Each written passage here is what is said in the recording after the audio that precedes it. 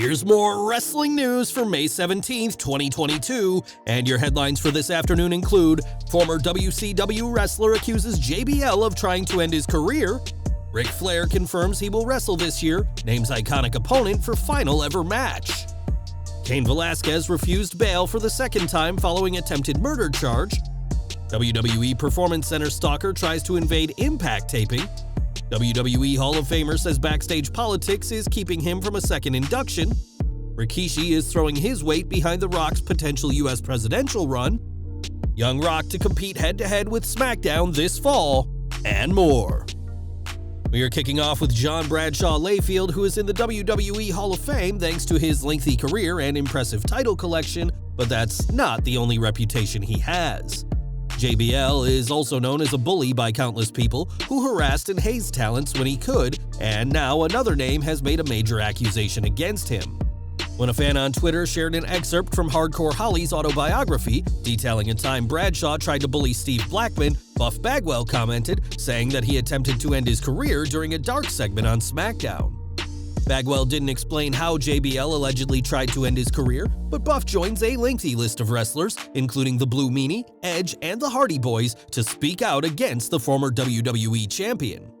During his Hall of Fame induction, JBL said he has nothing to be sorry for, so don't expect an apology from Bradshaw after this latest accusation.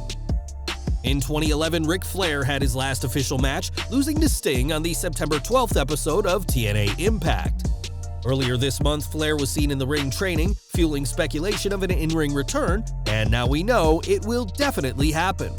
Yesterday morning, Flair confirmed the reports of one last match are true and that he will wrestle on July 31st for Jim Crockett Promotions. The event from Nashville, Tennessee will be aired on Fight TV and has been appropriately titled Ric Flair's Last Match. It was later confirmed that Flair will face none other than Ricky the Dragon Steamboat, who will also be coming out of retirement for this match. The battles between Flair and Steamboat are legendary, and soon, the two Hall of Famers will square off one last time to bring Ric's in-ring career to its end. We've got an update on the Cain Velasquez case, as the UFC legend will remain in jail for the charges of first-degree attempted murder. Velasquez was arrested earlier this year for firing at a man alleged to have molested a relative who was sat in a vehicle but hit the man's stepfather instead. In a court hearing this week, Velasquez was denied bail for the second time despite his legal team offering to pay a $1 million bail and saying Cain would be willing to subject to electronic monitoring and have supervision at all times. A video testimony from Paul Bender, the man Velasquez shot, won over the judge as he said that he had suffered nerve damage due to the shooting and was unable to walk, adding, "Cain Velasquez has no respect for human life. I'm fearful for my life as well as the lives of my family." Describing the incident as a reckless disregard for human life, Judge Brown denied bail, as the former WWE superstar will remain behind bars until his trial. In 2015, Armando Montalvo made a scene outside WWE's Performance Center and was shot by security after getting aggressive. This would be just the first of several incidents involving Montalvo, who has now turned his bizarre focus on Impact Wrestling. In a Facebook livestream, Montalvo can be seen in Kissimmee, Florida, where Impact recently held their Citrus Brawl taping and wanders aimlessly around the venue. While speaking to security, Montalvo asked if he could be booked for a match, and when told that that's not how wrestling works, asked the guard to put him in handcuffs. Calling this later invasion his redemption, Montalvo is asked to leave if he doesn't have a ticket and asks the security guard to buy him a ticket. Fortunately, the guard didn't have to use physical force to eject Montalvo, but this is just the latest in a bizarre series of incidents for the wannabe wrestler. In 2019, Road Dogg Jesse James was inducted into the WWE Hall of Fame for his work as part of D-Generation X. To be inducted into the Hall of Fame must have been an honor for the Road Dogg, who worked with WWE up until his release earlier this year, but he doesn't see it happening again. Speaking on the latest episode of his Oh You Didn't Know podcast, James discussed the Hall of Fame and said he can't see himself receiving a second induction, neither as part of the New Age Outlaws nor as part of the Armstrong wrestling family. "The wrestling powers that be don't look at me and our family like that. I really believe that with all my heart. I think they overlook us and we don't get the credit we get. But that's not from the fans." Both the Armstrongs and the New Age Outlaws are legendary groups in their own right, but they may never be Hall of Famers, and according to Road Dogg, that's all down to backstage politics.